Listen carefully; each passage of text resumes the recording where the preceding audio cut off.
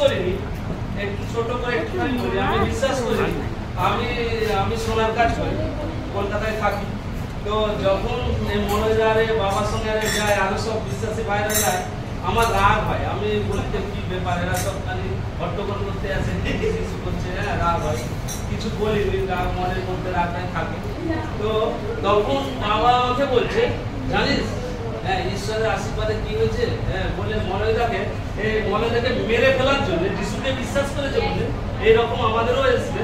তো মেরে ফেলার জন্য মানে কাঠারি দিয়ে গজদানে মেরেছে, এখনো দাগ দিলে দেখতে পাবে, মানে মেরে ফেলবে। যিশুর নাম প্রচার করছে, এই করছে সেই করছে, তো মেরে ফেলবে। তো এই সাক্ষ্য ওদের প্রচুর আছে।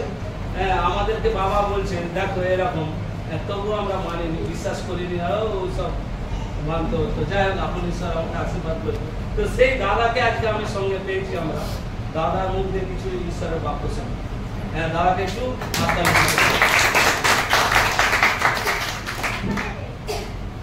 আমার ঈশ্বরের ধন্যবাদ দিই। আজকে আমাদের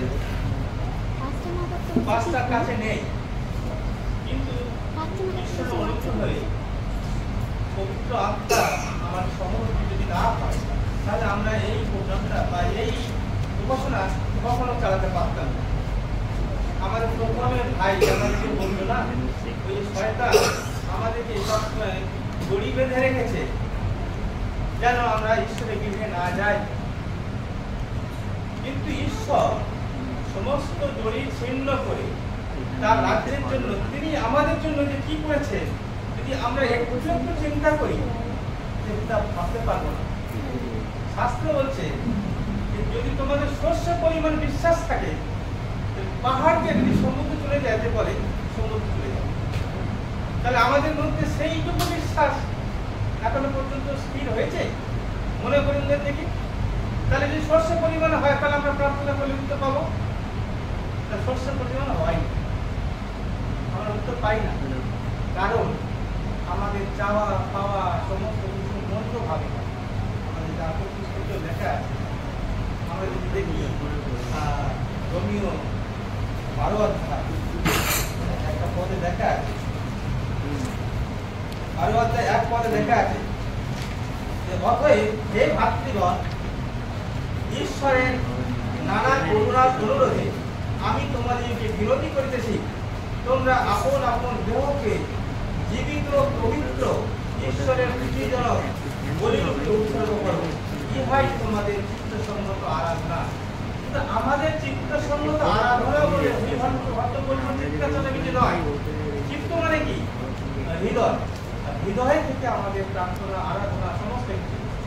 আজকে ভাই বলছিলেন যে বাইবেল বলছে যেখানে 2 বা 3 জন সমবেত হয়ে ঈশ্বরের নামে সমবেত হয়, ঈশ্বরের আত্মা সেখানে উপস্থিত থাকেন। আর আমাদের যে আত্মা আজকে আমরা অনেকগুলো আছি না, এইরকম ভাবে আন্তিওকিয়া মণ্ডলীতে যখন এইরকম ঈশ্বরের নামে যখন প্রার্থনা করছিলেন, একটা গুনগুন গুনগুন একটা শব্দ উঠছিল, যেটা পঞ্চসপ্তমী বলা হয়, যারা বাইবেল পড়েছে তারা জানবে। সেই সময় বাইরের লোকেরা তখন এই বলছে ওরা যীশু খ্রিস্টকে আরাধনা করছে, ওরা খ্রিস্টান। এই প্রথম খ্রিস্টান নাম আমাদের ওই আন্তিওকিয়া মণ্ডলীতে উঠেছিল। কিন্তু যীশু কখনো কাউকে খ্রিস্টান ধর্ম প্রচার করতে আসেননি। যীশু কিন্তু একটি বিচার প্রচার করেছিলেন, কি যারা বলতে পারবেন? তোমরা মন ফিরাও, মন পরিবর্তন করো, তাহলে স্বর্গরাজ্য সন্নিকট। এই একটি বিষয়ে প্রার্থনা ছিল, প্রচার ছিল, মন পরিবর্তন করো। কি মন পরিবর্তন করবে? আমরা পাপ থেকে যেন মন ফিরাই। আর আজকে বিশেষ করে একটি বিষয় আমি আপনাকে একটা বলি, আমরা মতিলিখিত সুসমাচার তার 4 অধ্যায় দেখো, 4 অধ্যায় 16 পদ।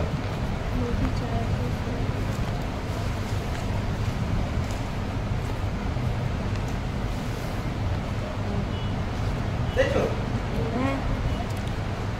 পড়ো, 4:16। যে জাতি অন্ধকারে বসিয়াছিল তাহারা মহা আলো দেখিতে পাইল, যারা মৃত্যুর দেশে ও ছায়াতে বসিয়াছিল তাহাদের উপরে আলো উদয় হইল। যে জাতি অন্ধকারে পড়িয়াছিল লোক কারা বলতে পারবে? ইসরায়েল জাতি ছিল না, ঈশ্বর ইসরায়েল জাতিকে মনোনীত করেছিল। ঈশ্বর ইসরায়েল জাতি, আমরা কি ইসরায়েল? কিন্তু আমাদের ঈশ্বর তো মনোনীত করেনি। ঈশ্বর বলছে আমরা বিশ্বাসী ইসরায়েল, আমরা বিশ্বাসী ইসরায়েল। ঈশ্বর ঈশ্বর বিশ্বাসে আমরা যখন ইসরায়েল, ঈশ্বর সেই জাতিকে তার একটা মহা আলো দেখালেন। আজকে ঈশ্বর যখন পৃথিবী সৃষ্টি করলেন, সৃষ্টির প্রথমে যে আলো সৃষ্টি করেছিলেন, এই আলো সৃষ্টির পিছনে একটা মহান রহস্য আছে, যেন মানুষ অন্ধকারে না গিয়ে আলোর দিকে অগ্রসর হয়। আর আজকে দেখবেন দুটো পাশাপাশি আছে, আলোর পাশে অন্ধকার আছে, আলোর পাশে একটা মন্দ আছে, পাশাপাশি দুটো জিনিস সবসময় রেখেছে। ঈশ্বর চায় যেন আমরা অন্ধকারে না পড়ি। আর আজকে ভাই প্রথমে আমাদের দেখালেন যেন মানুষ তার স্ত্রী সব গোছগাছ করে রেখেছে, কিন্তু আসবার সময় তাকে গলায় আটকে দিয়েছে দড়ি। তাহলে এই মন্দ আত্মা আমাদের পিছনে সব সময়ের জন্য একটা বাধা সৃষ্টি করতে চায়, যেন আমরা ঈশ্বরের গৃহেতে না যাই। তো এখানে শাস্ত্র বলছে কি, যে জাতি অন্ধকারে ভ্রমণ করিতেছিল, আজকে আমরা অন্ধকারে কোথায় ছিলাম?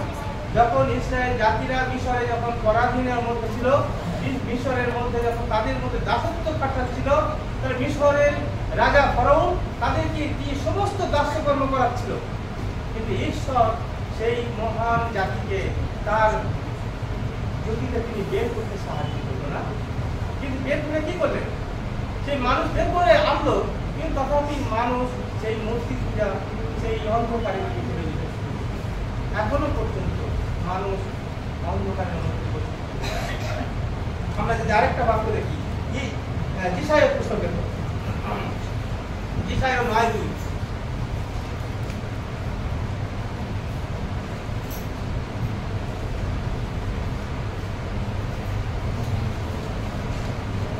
যিশায়া 9:2 কি লেখা আছে? যে জাতি অন্ধকারে ভ্রমণ করিত, এখানে যে জাতি অন্ধকারে ভ্রমণ করিতেছিল, তাহারা মহা আলো দেখিতে পাইয়াছে। মহা আলো দেখিতে পাইল। অর্থাৎ ঈশ্বর সেই ভগবাদীর মধ্য দিয়ে মসির মাধ্যমে সেই ইসরায়েল জাতির মধ্য দিয়ে বের করে আনলেন কোথায়? কনান দেশে। হ্যাঁ, মহা আলো তাদেরকে উপস্থিত হলো। তাদের শুধু দুগ্ধ নতুন দেশ বলা হয়, সেখানে কোনোদিন অভাব অনটন নেই, সমস্ত খাবার রেডি ছিল। তথাপি সেই জাতি ঈশ্বর থেকে, ঈশ্বর যাদেরকে মনোনীত করে বের করে আনলেন, বের করে তাদের সেই চিন্তামুক্ত করলেন, তথাপি মানুষ অন্ধকারের মধ্যে ডুবে রয়েছে। কেন? মানুষ ভারত থেকে মঙ্গলা পেতে চাইছে। আমি কিছুদিন আগে দেখেছি, হরিনাম হয় না গ্রামে? হরিনাম হয় দেখেছেন? হরিনামে কটা লোক বসে থাকে দেখেছেন? শুনে 4টে 5টা 10টা এরকম, কিন্তু পাশে একটা গাজন গান হবে, সেখানে লোক খালি হয়ে গেছে। হয়েছে কিনা? তাহলে আজকে গাজনটা কি কোনো পরিত্রাণ বা কিছু দেখাতে পারবে? মানে একটা ঠাট্টা তামাশা, মানে ওই ভর্তি তারা কিছু না। ঈশ্বরের গৃহে ঈশ্বরের লোক তারা কি হচ্ছে? ওই মন্দ আত্মাটা বেঁচে নিয়েছে বেশি, তাই ওই গলায় দড়ি অবস্থায় তাদের ওই ছিন্ন করতে পারছে না, যার তারা বের হয়ে আসছে। হ্যাঁ, আর আজকে আমাদের শাস্ত্র বলছে যে জাতি অন্ধকারে ভ্রমণ করিতেছে, অন্ধকারের মতো ভ্রমণ করছিল, অন্ধকারে। আজকে তারা কোন পথে যাবে? মানুষ কেউ যাচ্ছে মন্দিরে, কেউ যাচ্ছে গির্জায়, কেউ যাচ্ছে শ্মশানে, বিভিন্ন জায়গায় যাচ্ছে কিছু পাওয়ার জন্য, ঈশ্বরকে পাওয়ার জন্য না, তীর্থে যাচ্ছে, বিভিন্ন তীর্থে যাচ্ছে না। কেন যাচ্ছে? ঈশ্বরকে পাওয়ার জন্য। কিন্তু সেই ঈশ্বরকে পেতে মন্দিরে মসজিদে কোথাও জায়গা নেই। বলছে তোমাদের হৃদয়ে হচ্ছে পবিত্র আত্মার মন্দির, যে মন্দিরে ঈশ্বর বসবাস করেন। আমরা যদি খুঁজি একটু, তাহলে আমরা ঈশ্বরকে দেখতে পাই। আর আমরা কি করছি? সকালে ঘুম থেকে উঠে বিভিন্ন কাজে আমরা বেরিয়ে চলে যাচ্ছি, কি খাবো, কি করবো, কিভাবে চিন্তা করছিল না। আমি একটা ছোট্ট সাক্ষ্য একটা বিষয় বলি। আমি একসময় একটা মিশনেতে সুযোগ পেয়েছিলাম, কিন্তু যাই হোক কোনো কারণে সেই সুযোগটা আমি আর করতে পারিনি, ছেড়ে দিয়েছি। জগতের মধ্যে আমার বিশেষ করে আমি ডাক্তারি করি, ডাক্তারি করতে গেলে আমার যে ডাক্তারি পেশাতে আমার সমস্ত কিলোমিটার কন্ডিশন আমি সব চিন্তা ভাবনা করি, কিন্তু ঈশ্বর কি করছেন, ওই ডাক্তারির মধ্য দিয়ে আমার বহু কাজের সুযোগ এসেছে।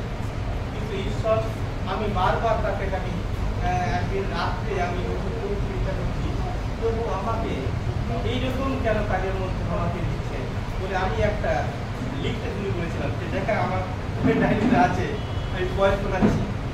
তা ঈশ্বর কি করছে, তোমাকে আমাকে আহ্বান করছে।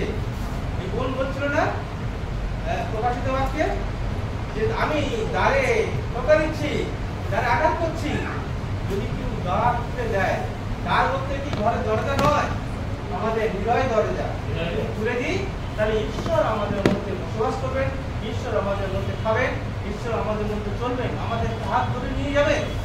সেই ঈশ্বরের সঙ্গে যদি আমরা না উঠি বসি, তাহলে আমরা যদি নিজের ইচ্ছায় চলি, নিজের ইচ্ছায় সমস্ত কিছু করি, তাহলে ঈশ্বর থেকে আমরা বাদ দিই, তখন কি ঈশ্বর কি আমাদের সঙ্গে থাকবেন? হ্যাঁ, আজকে আমার খুব আনন্দ লাগছে যে পবিত্র আত্মা আমাদের মধ্যে আসে।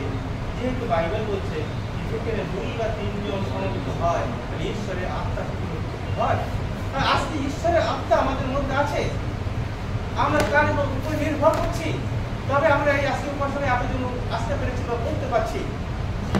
আর আরেকটা বাক্য দেখি, 2 কোরিন্থীয় তার 4 অধ্যায় 2 অধ্যায় 6 পদে, 2 অধ্যায় 4 থেকে 6 পর্যন্ত কোরিন্থীয় 2 অধ্যায়, 2 কোরিন্থীয় 2 অধ্যায় 4-6। কারণ যে ঈশ্বর বলিয়াছেন, কারণ অনেকে অনেক ক্লেশ ও মনোবেদনার মধ্যে অনেক অশ্রুপাত করিতে করিতে তোমাদেরকে লিখিয়াছিলাম, তোমরা যেন দুঃখিত হও সেজন্য নয়, কিন্তু তোমাদের ওটা 2 কোরিন্থীয় পড়ছো? হ্যাঁ হ্যাঁ পড়ো। দুঃখিত হও সেজন্য নয়, কিন্তু তোমাদের প্রতি আমার যে অতিমাত্র প্রেম আছে তাহা যেন ব্যক্ত হয়। কিন্তু কেউ যদি দুঃখ দিয়ে থাকে তবে সে আমাকে দুঃখ দেয় নাই, কিন্তু কত পরিমাণে আমি যেন বেশি পীড়ন না করি তোমাদের সকলকেই দিয়াছি। অধিকাংশ লোকের দ্বারা সাবিষ্ট ব্যক্তি যে দণ্ড পাইয়াছে তাহাই তাহার পক্ষে যথেষ্ট। কারণ যে ঈশ্বর বলিয়াছিলেন, হ্যাঁ এইটাই তুমি কোথা পড়ছো? আমি এইটা বলছি। প্রকাশিত হইবে তিনি হ্যাঁ, যে ঈশ্বর, প্রকাশ করিলেন, কারণ যে ঈশ্বর বলিয়াছিলেন অন্ধকারের মধ্যে হইতে দীপ্তি প্রকাশিত হইবে। অন্ধকারের মধ্যে দীপ্তি। আজকে যদি এখানে একটা অন্ধকার হয়, এখানে যদি একটা মোমবাতি জ্বেলে দিই, তাহলে সেই অন্ধকারটা থাকবে না। তাই ঈশ্বর কি করছে, আমাদের কাছে আমাদের হৃদয় অন্ধকার প্রজ্বলিত। ঈশ্বর যখন আমাদের মধ্যে আসছেন, তখন আমাদের মধ্যে সেই অন্ধকার থাকছে না, আমাদের মধ্যে দীপ্তি প্রকাশ হয়ে যাচ্ছে। তখন আমরা দীপ্তির সন্তান। রাতে যখন আমরা চলি না, টর্চ লাইট মেরে চলি তো, কেন অন্ধকার থাকে? টর্চের আলোতে অন্ধকার চলে যায়। তা আমার টর্চ হচ্ছে ঈশ্বর। তিনি বলছেন আমি সেই জগতের জ্যোতি, যে আমার দিয়ে চলে, যে কখনো অন্ধকারে চলে না। তো সেটা ঈশ্বরের সেই জ্যোতি, আর ঈশ্বরের প্রকাশ যদি আমাদের সামনে না থাকে, তাহলে আমরা অন্ধকারে চলবো। আজকে এক ভাই খুব অনেক দিনের বিশ্বাসী ছিল, সে কিন্তু আজকে ঈশ্বরের সহমর্মিতা না থাকায় সে আস্তে আস্তে চলে গেছে। আজকে আমি দাদাকে বলছি, উনুনে কয়লা জ্বলে না? কয়লা জ্বলে তো? একটার সঙ্গে একটা কয়লা যখন লেগে থাকে, তখন আগুনটা খুব জোরে জ্বলে তো? ওই উনুন থেকে একটা কয়লা তুলে নিয়ে আলাদা করে রেখে দেবে, জ্বলবে একাকি? নিভে যাবে না? আজকে ঈশ্বরের আত্মা যখন আমাদের একসঙ্গে যখন থাকি, তখন ঈশ্বরের আত্মা যখন আমাদের জ্বলতে সাহায্য করে। আর যখন আমরা ঈশ্বর থেকে আলাদা সরে যাই, তখন আস্তে আস্তে ওই উনুনের কয়লার মধ্যে নিভে যাবে, সে সহভাগিতা থাকতে পারবে না। ওই মন্দ আত্মা তখন ওই টুটি টিপে ধরে গলাগলি দিয়ে চলে যাবে। হ্যাঁ, ঈশ্বর এইরকম ভাবে আমাদের সাহায্য করছে। প্রথম যখন 1 অধ্যায় 5 পদে পড়ে দেখো, প্রথম যখন 1 অধ্যায় 5 পদে,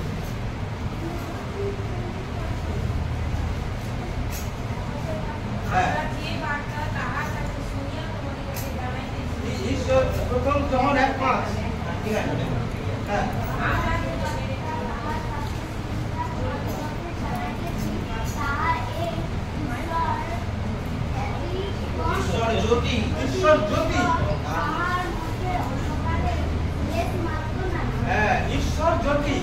তাহলে ঈশ্বরের কাছে অন্ধকারের লেশ মাত্র নেই। তাহলে আজকে সেই ঈশ্বরের সঙ্গে যদি আমরা চলি, তাহলে আমাদের মধ্যে কি অন্ধকার থাকতে পারে? অন্ধকার থাকবে? থাকবে। আজকে গত পরশু দিনে আমার সঙ্গে এক ভাই খুব তর্ক করছে, বলছে সব দেবতা সমান, আর তোমার কাছে হতে পারে সমান, কিন্তু আমার কাছে সমান নয়। সেটা তোমার কাছে সমস্ত ঈশ্বর সমান হতে পারে। তাই বললাম যে সমান বলতে পারে, আমি মেনে নিতে পারি, তুমি যদি আমার সঙ্গে এই কটা পয়েন্ট আমার এক করে দেখাতে পারো, তাহলে আমি তোমার সঙ্গে আমি মত দেবো। তাই বলুন কি? তবে বলছে ঈশ্বর কখনো মানুষের সার্ভিসে এসে বিবাহ করেন না, কারণ তিনি বিশ্ব ব্রহ্মাণ্ডের সৃষ্টি করেছে। তিনি যদি অবতার হয়ে আসে, তাহলে কাকে বিয়ে করবে? তার জন্ম দেওয়া মেয়েকে। হ্যাঁ, তুমি বলো তোমার ঈশ্বর কি সেটা থেকে আলাদা আছে?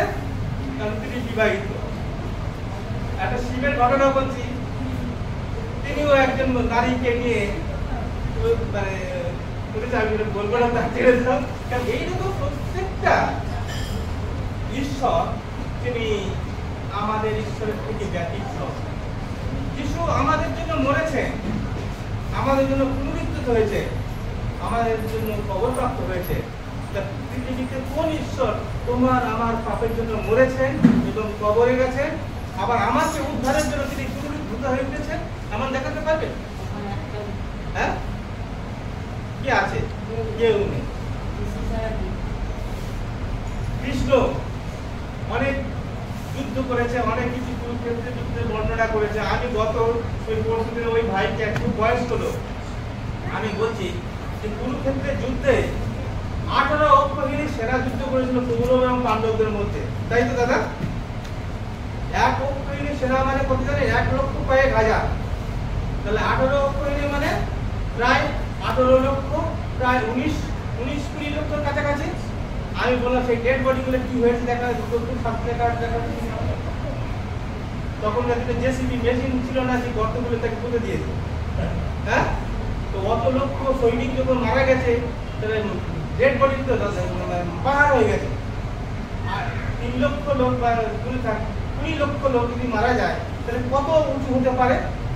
তা সেই ডেড বডি গুলো কোথায় গেল? কে সৎকার করেছে? কোন শাস্ত্রে লেখা আছে? আমাকে বের করে দেখাও। একটাও লোক নিয়ে দেখাতে বলতে হবে।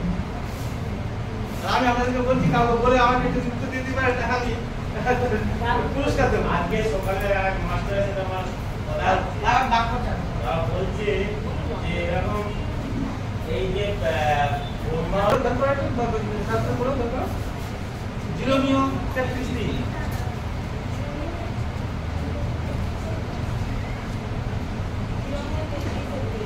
তুমি আমাকে আহ্বান করো আর আমি তোমাকে উত্তর দিব, এবং এমন মহৎ ও নানা বিষয় তোমাকে জানাইব যাহা তুমি জানো না। তাহলে আজকে কি বলছে? তুমি আমাকে আহ্বান করো। ঈশ্বর বলছে তুমি আমাকে আহ্বান করো। তাহলে আমি কাকে আহ্বান করবো? ওই রামশ্যাম যদুমধুকে? না, ঈশ্বরকে। কাকে আহ্বান করবো? যে ঈশ্বর বলছে তুমি যা চিন্তা করছো, যা ভাবনা করছো, তার অতীত তোমাকে আমি দেখাবো। হ্যাঁ, এটা ঈশ্বরের একটা প্রমিস। আর সেই ঈশ্বরের প্রমিসটা যদি আমরা মিস করি, তাহলে ঈশ্বর থেকে আমরা সরে যাব। আজকে আমরা যদি আরেকটা বাক্য দেখি, যিশায় 60 অধ্যায় 19-20 পদ। যিশায় 60 19-20 পদ পড়ো।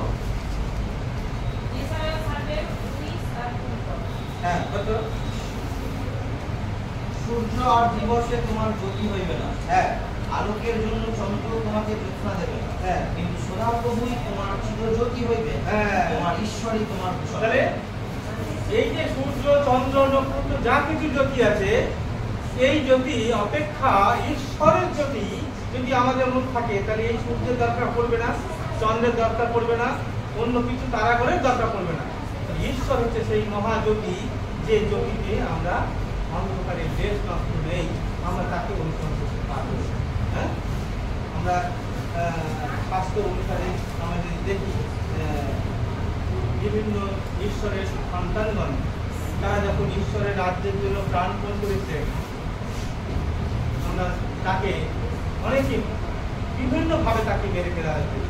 যেমন স্টিফানকে পাথর ছুঁড়ে মারা হয়েছিল, পিতরকেও মারা হয়েছিল, এরকম ঈশ্বরের বিশ্বাসী অনেকে মরেছে, তাদেরকে মেরে ফেলা হয়েছে। আর এই ভারতবর্ষে কে এসেছিল জানেন?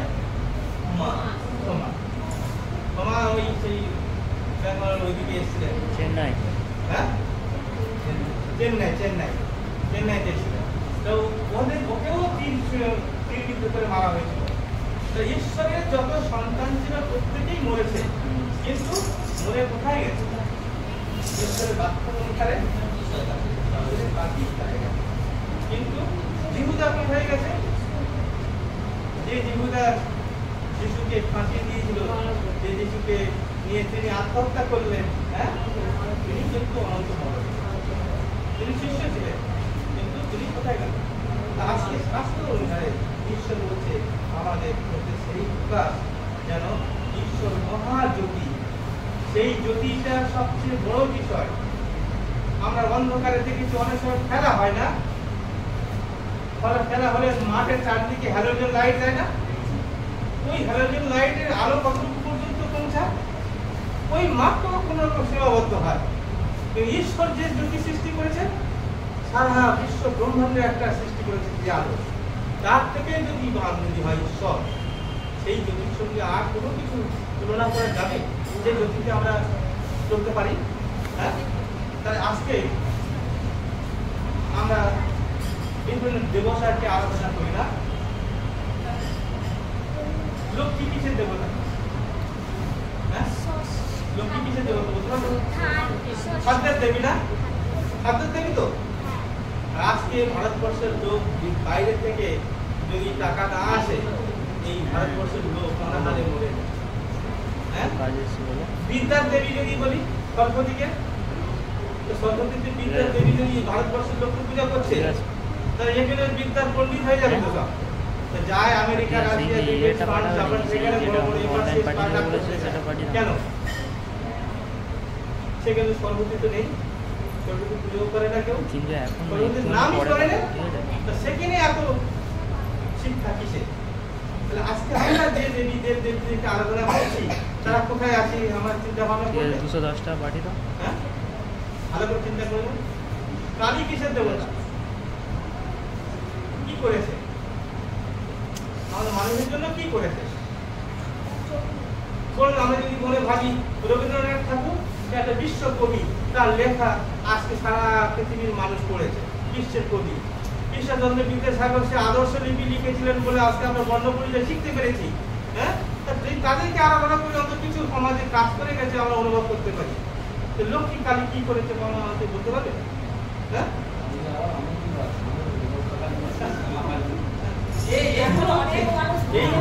কাল্পনিক ভাবে ঈশ্বরটা বাদ দিয়ে আমরা জাগতিক অনেক ঈশ্বরের আরাধনা করি, যেটা অন্ধকারে আমাদেরকে ওই গলা দড়ি দিয়ে টেনে নিয়ে যাচ্ছে, ঈশ্বর থেকে আমরা সরে যাচ্ছি।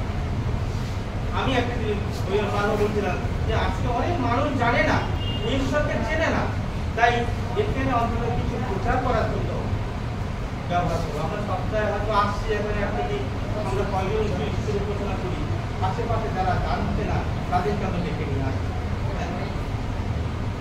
আমরা আরেকটা বাক্য করি,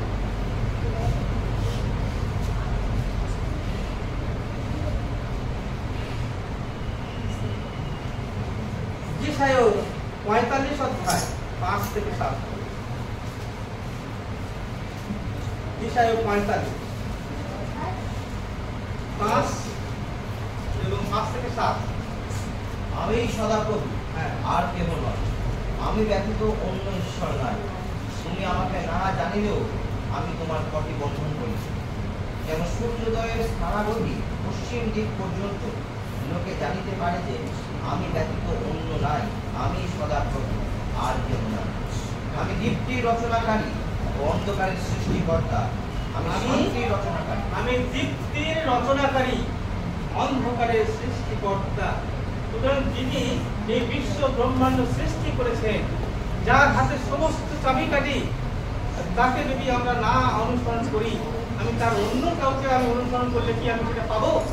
হ্যাঁ, যিনি দিকটির সৃষ্টি করেছেন, অথচ অনেক মানুষ কি করছে, নদীতে পয়সা ছুড়ে দিয়ে তাকে নমস্কার করছে, সকালে ঘুম থেকে উঠে সূর্য দেবতাকে নমস্কার করছে না এরকম?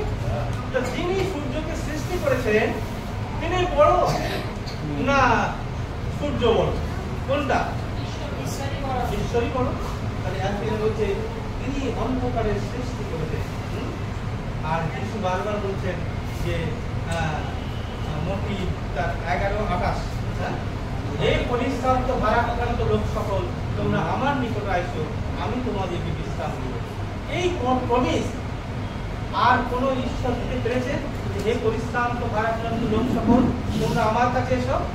কেন বলেছেন?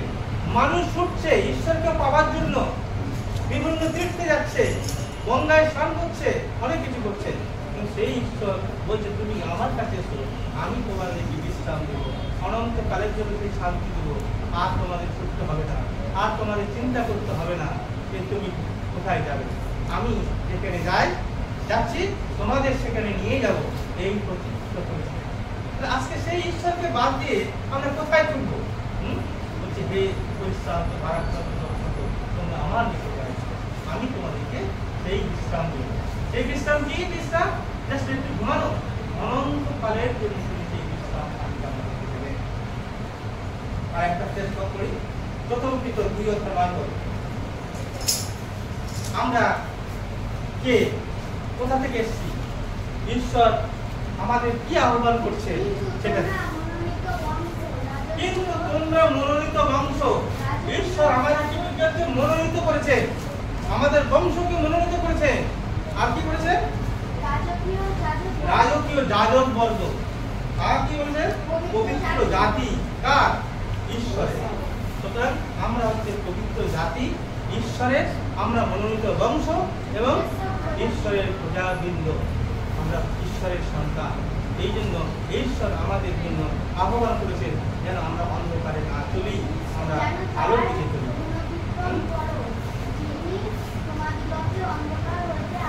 হ্যাঁ, তাকে আহ্বান করি যেন আমাদের সেই প্রজাকে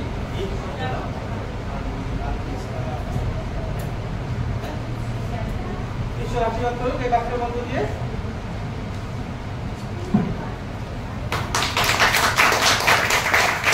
দাদা মহারাজা কত সুন্দরভাবে ঈশ্বরের বাক্য আমাদেরকে শোনালো। শর্ট টাইমেই সব কিছু সুন্দরভাবে ঈশ্বর সম্বন্ধে আমরা অনেক কিছু শিখলাম। তো ঈশ্বরকে ধন্যবাদ দিই যে মহারাজাকে আজকে আমরা পেয়েছি আমাদের মাধ্যমে, আমাদের কাছে। হ্যাঁ, ঈশ্বরের কাছে প্রার্থনা চাইব যেন মহারাজা যেন আমাদের মধ্যে এরকমভাবে রবিবার আসতে পারে।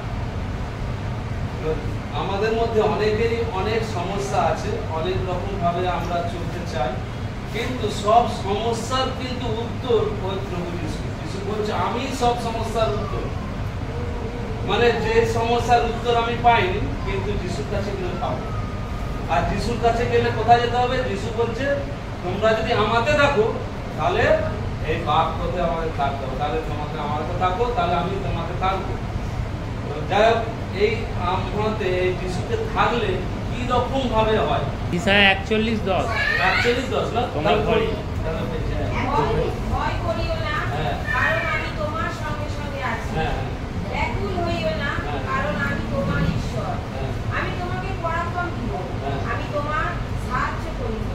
আমি আপন ধর্মশীলতার দক্ষিণ হস্ত দ্বারা তোমাকে ধরিয়া রাখিব। আমিন। এখানে প্রতিজ্ঞা কিভাবে দিয়েছে? এই কিছুক্ষণ আগে মনোদার অনেক রকম ঈশ্বরের প্রতিজ্ঞার বিষয়ে আমাদেরকে জানালো।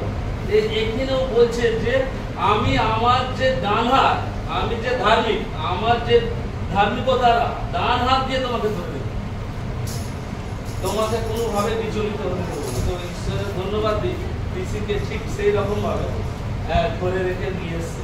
কারণ